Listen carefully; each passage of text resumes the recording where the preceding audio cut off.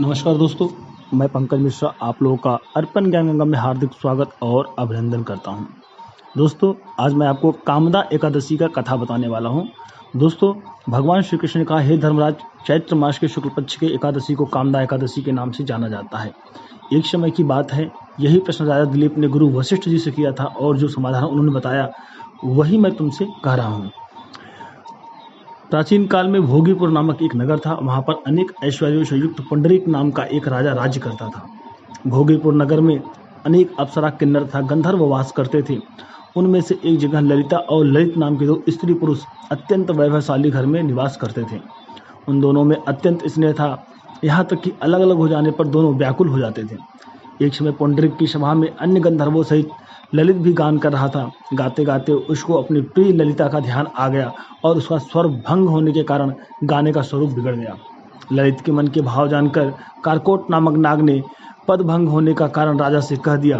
तब पुंडरीक ने क्रोधपूर्वक कहा कि तू मेरे सामने गाता हुआ अपनी स्त्री का स्मरण कर रहा है, अतः तू नरभक्षी दैत्य बनकर अपने कर्म का फल भोग। पुंडरीक के शाप से ललित उसी क्षण महाकाय विशाल राक्षस हो गया। उसका मुख अत्यंत भयंकर, नेत्र सूर्य चंद्रमा की तरह प्रदीप्त तथा मुख से अग्नि निकलने लगी।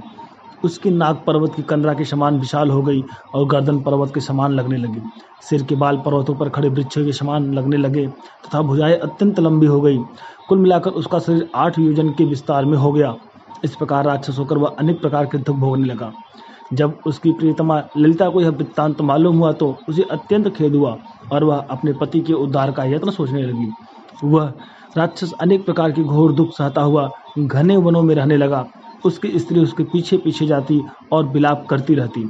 एक बार ललिता अपने पति के पीछे घूमती घूमती विंध्याचल पर्वत पर पहुंच गई, जहाँ पर श्रृंगी ऋषि का आश्रम था।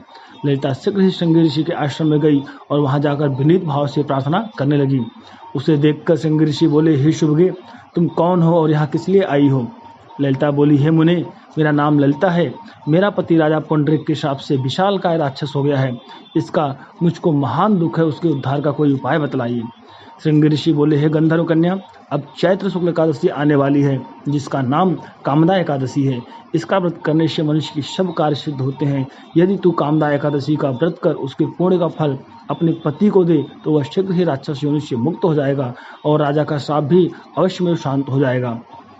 मुनि के ऐसे वचन सुनकर ललिता ने चैत्र शुक्ल एकादशी आने पर उसका व्रत किया और द्वादशी को ब्राह्मणों के सामने अपने व्रत का फल अपने पति को देते हुए भगवान से इस प्रकार प्रार्थना करने लगी, हे प्रभु, मैंने जो यह व्रत किया है इसका फल मेरे पतिदेव को प्राप्त हो जाए, जिससे वह राक्षस योनि से मुक्त हो जाए। एकादशी का फल देते ही उसका पति राक्षस योनि से मुक्त होकर अपने पुराने स्वरूप को प्राप्त हुआ। फिर अनेक सुंदर वस्त्राभूषणों से युक्त होकर ललिता के साथ विहार करने लगा।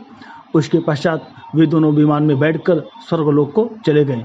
वशिष्ठ मुनि कहने लगे, हे राजन, इस व्रत को विधि पूर्वक करने से समस्त पाप नाश हो जाते हैं तथा राक्षस आदि की योनि से भी छूट जाती है। संसार में इसके बराबर कोई और दूसरा व्रत नहीं है। इसकी कथा पढ़ने या सुनने से वाजपेयी यज्ञ का फल प्राप्त होता है। तो दोस्तों, ये थी कामदा एकादशी व्रत की कथा। आशा करता हूँ ये जानकारी आपको अच्छी लगी तो प्लीज़ चैनल को लाइक, सब्सक्राइब, कमेंट करना ना भूलें। नमस्कार।